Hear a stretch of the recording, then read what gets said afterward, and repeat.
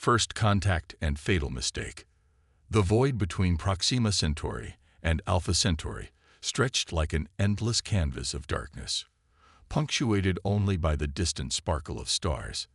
The human survey ship Intrepid cut through this emptiness with purpose, its quantum engines humming with a sound that had become as familiar to Captain Elena Rodriguez as her own heartbeat. "Captain, we're picking up something unusual in Sector 7. Lieutenant David Park announced from his sensor station, his dark eyes fixed on the holographic display before him. "It's massive, but the energy signature doesn't match anything in our database." Elena leaned forward in her command chair, her weathered fingers drumming against the armrest. After 15 years of deep space exploration, she learned that unusual often meant either incredible discovery or imminent danger, sometimes both. "Show me," she ordered, and the main view screen filled with an image that made the entire bridge crew fall silent. Against the backdrop of space floated what could only be described as a work of art rendered in metal and energy. The vessel, if it could be called that, was easily 3 times the size of the Intrepid, its hull composed of overlapping plates that seemed to shift and flow like liquid mercury. "No signs of life," Park reported, his voice barely above a whisper. "But the hull material, it's absorbing our scanning beams. I've never seen anything like it." Elena studied the vessel, noting how it hung motionless in space, like a predator waiting to strike.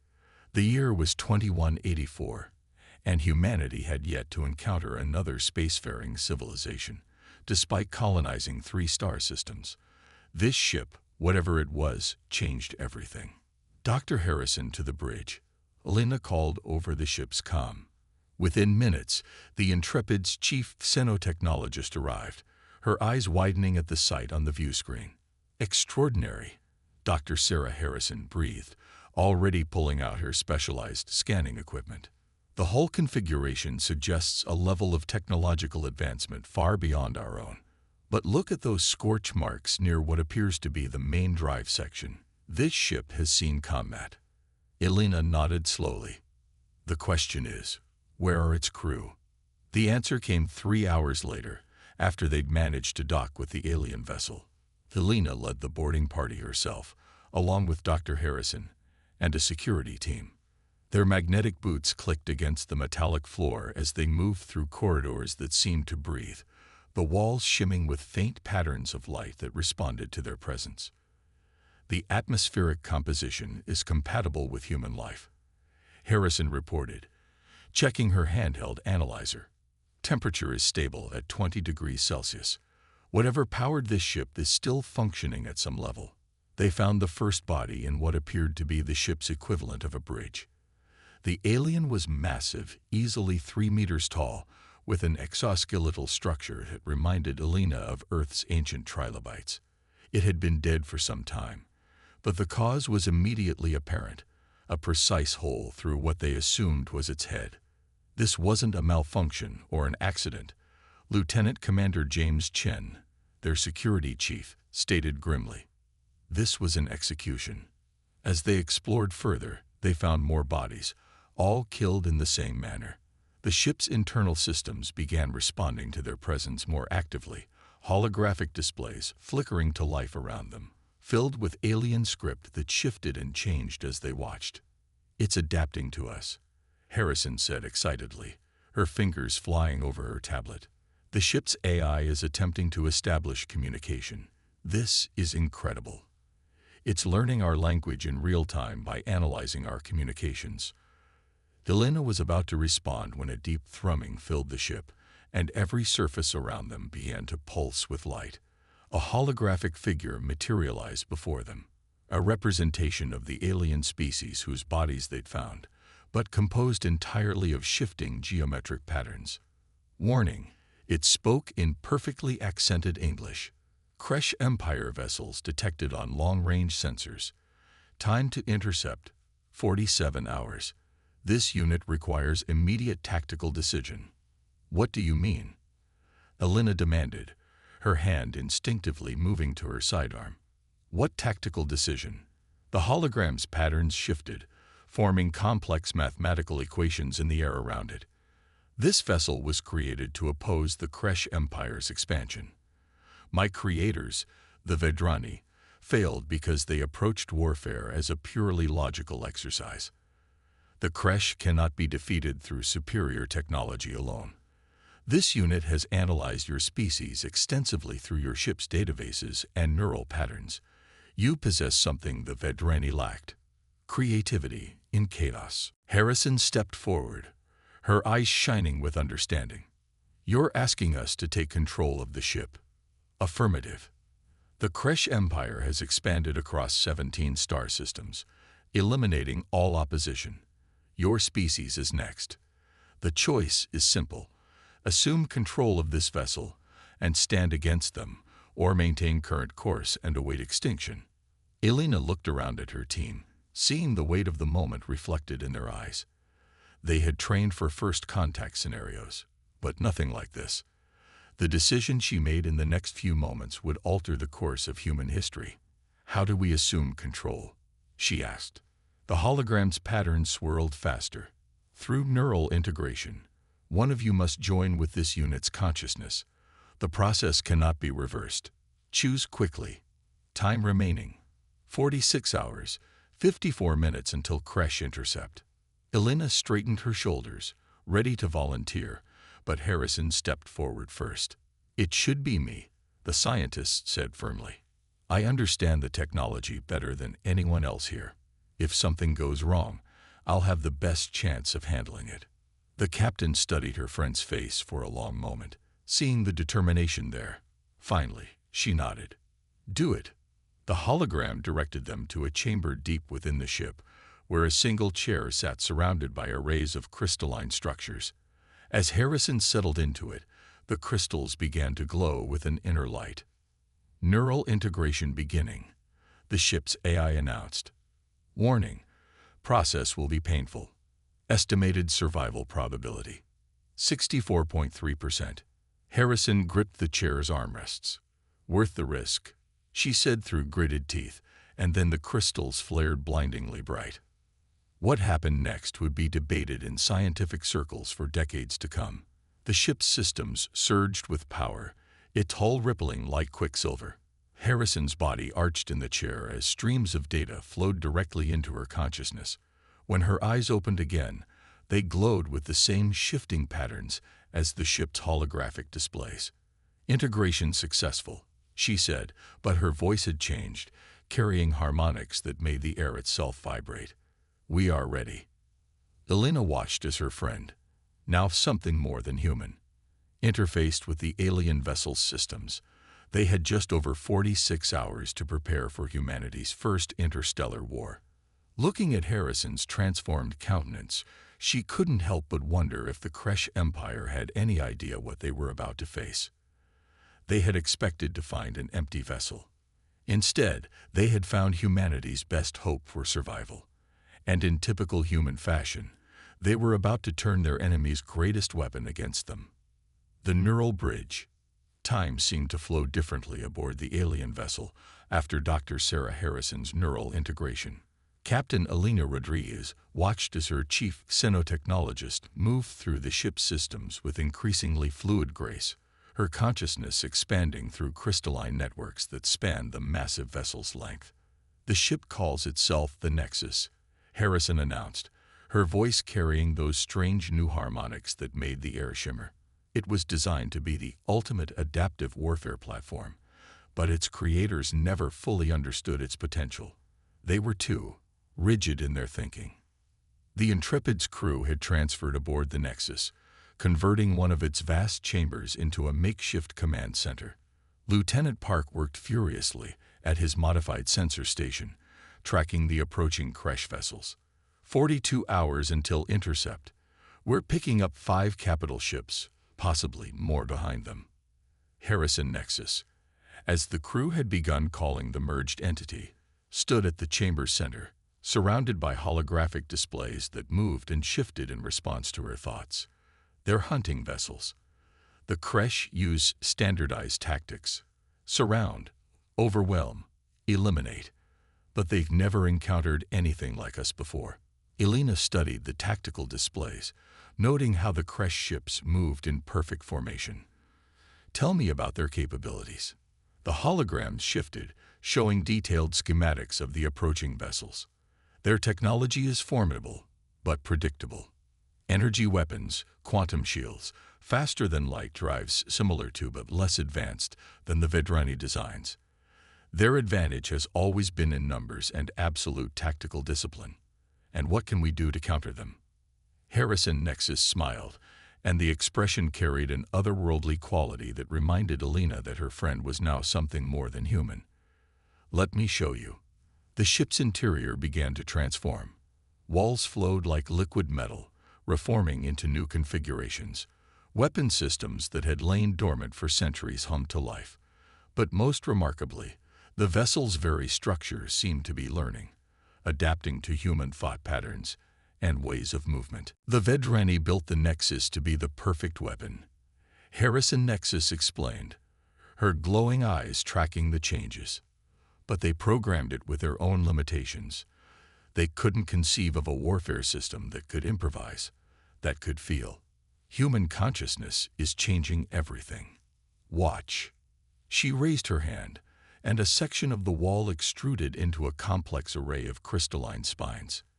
Energy coursed between them, forming patterns that reminded Alina of neural networks. The ship's quantum core can now reconfigure its entire structure in response to human intuition. We're not just controlling it, we're teaching it to think differently. Lieutenant Commander Chen, who had been quietly observing from his security station, stepped forward. Dr. Harrison, are you still you? The question hung in the air, heavy with implication. Harrison Nexus turned to face him, her movements carrying an alien grace. I am more than I was, James. The integration didn't erase my humanity. It expanded it. I can feel every system, every quantum fluctuation. But I also remember my mother's garden in Seattle, the smell of rain on summer evenings, the taste of your terrible coffee in the lab. She gestured, and a holographic displays showed the internal structure of the Nexus, now riddled with new pathways and connections that pulsed with life. The Vedrani built this ship to be a weapon of pure logic. But humans dream. We feel. We imagine. And now, so does the Nexus. Alina watched as her friend demonstrated the ship's evolving capabilities. Weapon systems reconfigured themselves in ways that defied conventional physics. Defense screens learned to anticipate attacks before they were launched. Most incredibly, the ship's very structure began to display signs of intuitive response, reinforcing itself in anticipation of stress points that only human instinct could predict. 39 hours until contact, Park announced, his voice tense with anticipation. Harrison Nexus nodded, her attention seemingly focused on 1,000 points at once. We're not ready yet. The integration is still stabilizing, and there are whole systems we haven't fully explored. But we're learning. The Nexus is learning. Every minute brings new possibilities. She turned to Alina, her expression serious. Captain, there's something else you need to know. The Kresh, they're not just conquerors. They're purists. They believe that the mixing of organic and synthetic consciousness is an abomination. What we're doing here, what I've become, it's everything they fear most. Then we'll give them something to truly fear, Alina replied firmly. How long until the ship is combat ready? The basic systems are operational now, but I'm discovering new configurations, new possibilities with every passing moment. The Vedrani built the Nexus to be powerful, but they never imagined what it could become when merged with human creativity. We're not just preparing for battle, Captain. We're evolving.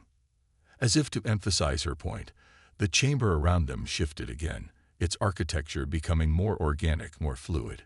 The stark geometric patterns favored by the Vedrani were giving way to something new, a hybrid of alien efficiency and human aesthetics.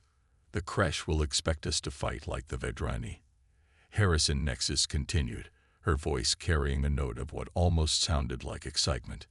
They'll expect logical patterns, predictable responses. Instead, we'll show them how humans wage war. We'll show them chaos and creativity and impossible maneuvers born from dreams and instinct. Elena watched as her friend worked, directing the ship's transformation with gestures that seemed half scientific protocol, half dance. The Nexus was becoming something entirely new, neither purely Vedrani nor purely human, but a synthesis of both, guided by human imagination and empowered by alien technology. In 38 hours, they would face an enemy that had never known defeat. But for the first time since learning of the Kresh Empire's approach, Elena felt something more than grim determination. She felt hope, learning to dance among stars. 24 hours remained until the Kresh fleet's arrival, and the Nexus was alive with activity. The massive vessel no longer resembled its original Vedrani design. Its hull flowed and shifted like quicksilver, internal spaces reorganizing themselves based on the crew's needs, and Harrison Nexus's evolving understanding of human movement patterns. "Launch the combat trials," Elena ordered, standing at the center of what had become their primary command hub. The space around her hummed with holographic displays, each showing different aspects of the ship's capabilities. Harrison Nexus initiated the sequence with a thought. The Nexus's engines, previously dormant, roared to life with a sound unlike anything human ears had ever heard, a harmonious blend of quantum fluctuations that seemed to resonate with the very fabric of space-time. "Beginning maneuver sequence alpha," Harrison Nexus announced, her voice carrying through the ship's neural network. "Everyone, brace for acceleration." What followed defied every convention of space combat that humanity had developed. The Nexus moved like a dancer, its massive bulk spinning and weaving through space with impossible grace. Weapon systems that had been redesigned through the merger of human creativity and Vedrani technology lashed out at projected targets, their energy patterns shifting and adapting in ways that would make them nearly impossible to defend against. Lieutenant Park, monitoring the tests from his station, shook his head in amazement. "The energy signatures are completely unpredictable. No standard defense system could track these patterns." "That's because they're based on jazz," Harrison Nexus explained, drawing surprised looks from the crew. "The Vedrani built their combat systems on mathematical precision, but I've introduced elements of human musical improvisation into the targeting algorithms. The weapons now flow like a John Coltrane solo, beautiful, chaotic, but with an underlying structure that only reveals itself in retrospect." Elena watched as the Nexus demonstrated its new capabilities. Quantum torpedoes danced through space in spiraling patterns that seemed random but somehow always found their mark. Shield harmonics shifted like musical keys, each change introducing new defensive properties that would force enemies to constantly readjust their attacks. "We're not just making this ship more powerful," Harrison Nexus continued, her glowing eyes tracking multiple systems simultaneously. "We're making it more human." The Vedrani feared unpredictability. They saw it as a flaw to be eliminated. But humans understand that chaos contains its own kind of order. Commander Chen, who had been studying the tactical displays, looked up with concern. "The Kresh fleet has increased speed. New arrival estimate. 22 hours. They must have detected our power signature." Harrison Nexus nodded, her expression showing both human determination and alien calculation. "Good. Let them come. Every moment gives us more time to evolve." The next several hours were a blur of activity as the crew continued to adapt to their new environment. The Nexus' internal architecture had become almost organic, corridors expanding or contracting based on traffic patterns, walls generating handholds exactly where crew members reached for them. It was as if the ship was learning to anticipate human needs, developing an intuition that went beyond its original programming. "There's something else you need to see," Harrison Nexus said to Elena during a brief quiet moment. She led the captain to a newly formed chamber deep within the ship. The space was filled with crystalline structures that pulsed with inner light, each beat synchronized with Harrison's heartbeat. "What am I looking at?" Elena asked, though something in her gut told her she already knew. "The future," Harrison Nexus replied. The Nexus isn't just adapting to human thought patterns, it's learning to reproduce them. These crystals, they're like seeds. Each one contains the potential for a new kind of consciousness, a fusion of human creativity and Vedrani technology. Elena stared at the glowing crystals, understanding the implications. You're saying we could create more ships like this? Not exactly like this. Each integration would be unique, shaped by the individual human consciousness involved.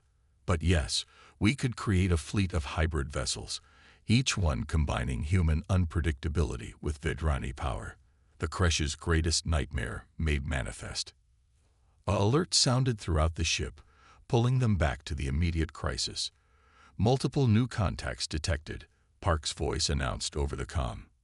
The Kresh fleet has grown to 8 capital ships. They're moving to surround us. Elena and Harrison Nexus returned to the command hub, where the tactical displays showed the approaching enemy fleet. The Kresh vessels moved with mechanical precision, their formation perfect, their approach textbook. They still think they're hunting a Vedrani weapon, Harrison Nexus observed, a hint of amusement in her harmonic voice. They expect us to respond with logical, predictable patterns. Should we show them how humans dance among the stars? Elena nodded, settling into her command chair as the crew took their stations. The Nexus's systems hummed with power, its newly evolved capabilities ready to be tested in actual combat. They were about to demonstrate what happened when human creativity was merged with the most advanced technology in known space. Battle stations, Elena ordered, her voice calm and steady. Let's teach the Kresh Empire that humanity is anything but predictable. Around them, the Nexus sang with anticipation, its hybrid systems powered by the perfect fusion of human dreams and alien might. In 20 hours, they would either change the course of galactic history or become another footnote in the Kresh Empire's record of conquests. But one thing was certain, win or lose, they would show the galaxy something it had never seen before. The Battle of Proxima. The Kresh fleet emerged from hyperspace in perfect formation, 8 capital ships arranged in a precise attack pattern that had conquered 17 star systems. Their hulls gleamed with a cold, metallic perfection that reflected their builders' dedication to order and uniformity. Against this display of overwhelming force, the Nexus hung seemingly motionless in space, its quicksilver hull rippling with subtle patterns that mimicked the stellar background. They're broadcasting a demand for surrender, Lieutenant Park announced from his station. Standard Kresh protocol. They're offering to spare our lives in exchange for immediate submission and the destruction of this vessel. Elena exchanged a glance with Harrison Nexus, whose glowing eyes held a mixture of amusement and determination. Shall we give them our response? Let's show them how humanity answers such demands, Elena replied, then nodded to her crew. Battle stations. Time to make history. The Kresh attack began exactly as their tactical databases predicted. A synchronized barrage of energy weapons designed to overwhelm any conventional defense system. But the Nexus was far from conventional. Its newly evolved shields shifted like music, each modulation flowing into the next in patterns based on human jazz improvisation. The devastating barrage splashed harmlessly against defenses that changed faster than the Kresh targeting computers could adapt. Quantum torpedoes ready, Harrison Nexus announced, her consciousness flowing through the ship's weapon systems. I've modified them based on human dance patterns. The Kresh won't know what hit them. Elena leaned forward in her command chair. Fire at will. What followed would be studied in military academies for centuries to come. The Nexus's weapons moved with an organic fluidity that defied prediction. Quantum torpedoes spiraled through space in complex patterns that seemed random, but were actually based on classical ballet choreography. Each projectile flowed into the next like dancers in a grand performance, weaving through the Kresh formation with impossible grace. The first Kresh vessel fell within minutes, its perfect defenses shattered by attacks that followed no logical pattern its computers could recognize. The second and third quickly followed, their commanders unable to adapt to warfare that seemed to operate on principles of artistic expression rather than military doctrine. They're attempting to regroup, Park reported, his voice tight with excitement. Their formation is breaking down. The remaining Kresh ships began to spread out, abandoning their rigid tactical doctrine in favor of individual survival. But this only played into the Nexus' strengths. Harrison Nexus guided the ship through a series of maneuvers that resembled nothing so much as a freestyle dance performance, each movement flowing naturally into devastating attacks that struck from impossible angles. Their flagship is attempting to coordinate a counterattack, Chen announced, monitoring the enemy communications. They're calling us an abomination, a violation of natural law. Let's show them just how beautiful this abomination can be, Harrison Nexus replied. The Nexus's hull rippled and flowed, its structure reconfiguring in real time to channel unprecedented levels of power.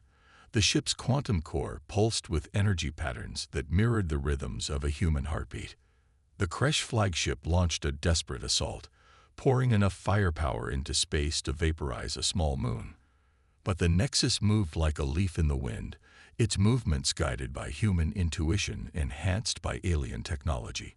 Energy beams that should have struck home passed through empty space as the ship seemed to dance between the moments of time itself. Targeting their command center, Harrison Nexus announced. I've modified our main weapon array based on symphonic structure. Baksh meets quantum mechanics. The Nexus' response was beyond anything the galaxy had ever witnessed. Energy cascaded from the ship in waves that followed musical progressions, each burst building on the last in a crescendo of destructive harmony. The Kresh flagship's shields, designed to resist logical patterns of attack, crumbled before an assault that operated on principles of artistic composition. As the flagship's hull began to break apart, the remaining Kresh vessels made a desperate attempt to retreat. But the Nexus was already moving, its human-guided systems anticipating their escape vectors with intuitive accuracy that no computer could match. Shall we let them go? Harrison Nexus asked, though her tone suggested she already knew the answer. Elena shook her head. They need to understand that humanity isn't just another conquest. End this. The final moments of the battle were a testament to the power of human creativity merged with advanced technology. The Nexus's weapons sang through space in patterns inspired by everything from jazz to classical dance, each attack a demonstration of art transformed into martial power. The remaining Kresh ships, trapped between human unpredictability and Vedrani technology, never stood a chance. When the last explosion faded, the battlefield was silent. Where once 8 mighty warships had stood in perfect formation, now only debris floated in the void. The Nexus hung triumphant among the stars, its quicksilver hull pulsing with patterns that seemed to celebrate their victory. Message incoming, Park announced suddenly. Multiple signatures. It's coming from the direction of Earth. Sir, the Kresh Empire's main fleet has just dropped out of hyperspace at the edge of the Sol system. Elena felt her heart skip a beat, but when she looked at Harrison Nexus, she saw no fear in those glowing eyes. Instead, there was something that looked remarkably like anticipation. The seeds we created, Harrison Nexus said softly. They're ready. And now we know our fusion of human and Vedrani technology works better than either of our species could have imagined. Elena nodded, understanding the path forward. Send word to Earth. Tell them to prepare their best and brightest. The Kresh Empire wanted to make humanity submit to their perfect order. Instead, they're about to learn why chaos and creativity are the greatest forces in the universe. The Nexus's engines hummed to life, its systems already adapting and evolving based on the lessons learned in battle. They had won more than just a victory today. They had proven that humanity's greatest strength lay not in perfection, but in its beautiful, unpredictable nature. The real war was about to begin, and they were ready to dance among the stars once more. Evolution. The Sol system had become humanity's last line of defense. A month after the Battle of Proxima, the main Kresh armada hung at the system's edge, 30 capital ships strong, each one a testament to their empire's dedication to perfect order. But Earth wasn't defenseless. In high orbit around Mars, 11 vessels of quicksilver hull and crystalline heart waited, each one housing a human consciousness merged with Vedrani technology. Fleet status: Alina commanded from the Nexus's bridge, now transformed into a symphony of human and alien design. The command hub pulsed with light that matched the collective heartbeat of the merged vessels. All ships report ready. Harrison Nexus responded, her consciousness touching each of their sister vessels through the quantum network they'd created. The neural integration is stable across all units. Everyone has adapted to the merge better than we hoped.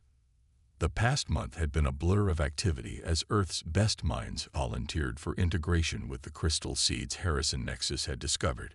Musicians, dancers, artists, and dreamers had joined with military strategists and scientists, each bringing their unique perspective to the hybrid vessels. What had emerged was something entirely new, a fleet that thought and moved with human creativity, enhanced by alien power. "The Kresh are broadcasting," Lieutenant Park announced. "They're different this time. Listen." A voice filled the command center, carrying none of the mechanical precision they'd come to expect from the Kresh. Instead, it trembled with what could only be described as fear. "You have corrupted the natural order," the Kresh commander declared. "Your merger of organic and synthetic consciousness is an affront to the purity of existence. We offered you mercy before. Now we offer only extinction." Elena stood from her command chair, her voice steady as she responded.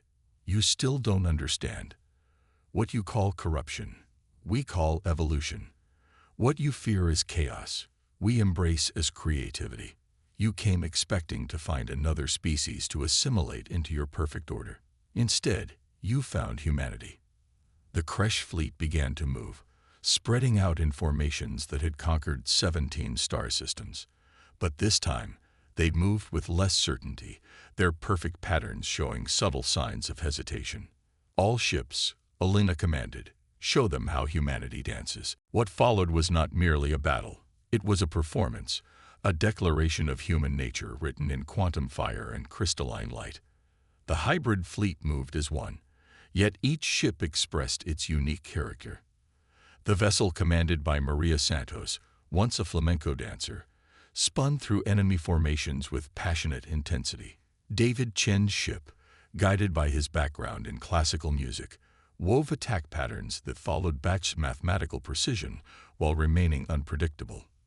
The Kresh responded with overwhelming force, their energy weapons turning space itself into a storm of destructive power. But the hybrid fleet flowed through the assault like water through stones, their movements guided by human intuition that no tactical computer could predict. "They're trying to adapt," Harrison Nexus observed, her voice carrying notes of both concern and excitement. "Their tactics are becoming less rigid. We've forced them to evolve." Indeed, the Kresh ships had abandoned their standard formations, attempting to match the hybrid fleet's unpredictability.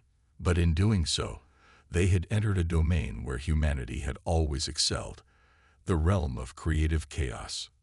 "Now," Elena ordered, "show them what we've learned." The hybrid fleet's response was beyond anything even they had attempted before. 11 ships moved as one, their patterns flowing together in what could only be described as a spaceborne ballet. Energy weapons fired in rhythmic sequences based on jazz improvisation. Quantum torpedoes wove through space in spirals inspired by DNA helixes, each one finding its mark with deadly precision. The Kresh fleet's adaptation came too late. Their attempts at unpredictability were still bound by logical processes, while the hybrid fleet operated on principles of human creativity that defied computational analysis. One by one, the mighty warships of the Kresh Empire fell to attacks they couldn't predict or understand. As the battle reached its crescendo, Harrison Nexus's voice carried through all 11 ships. "They're preparing their final assault. Their flagship is channeling power to their main weapon array." "Let them come," Elena replied, feeling the collective resolve of the hybrid fleet through their quantum link. "Show them our final evolution." The Kresh flagship's attack was magnificent in its destructive potential, a beam of pure energy that could have cracked a planet. But the hybrid fleet was already moving, their 11 ships flowing together in a pattern that Harrison Nexus had derived from the double helix of human DNA. Energy that should have destroyed them instead flowed through the gaps in their formation, harmlessly dispersing into space. The hybrid fleet's response was equally magnificent, but in a different way. Each ship contributed its unique voice to a symphony of destruction, their attacks merging into a single expression of human creativity enhanced by alien power. The Kresh flagship, for all its technological might, could no more defend against it than a dam could hold back an ocean. When the last explosion faded, the Sol system fell silent. The mighty Kresh armada, terror of 17 star systems, had been reduced to scattered debris. Humanity's hybrid fleet hung triumphant among the stars, their quicksilver hulls pulsing with patterns that matched the joyful heartbeats of their crews.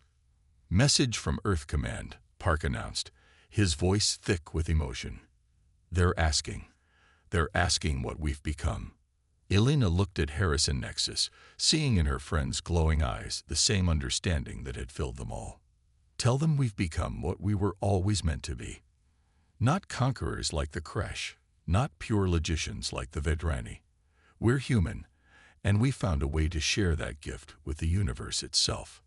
As if in response, the crystal seeds deep within the Nexus pulsed with new life, ready to share their potential with more dreamers, more artists, more humans who understood that the greatest power in the universe wasn't perfect order or pure logic, but the beautiful chaos of human creativity.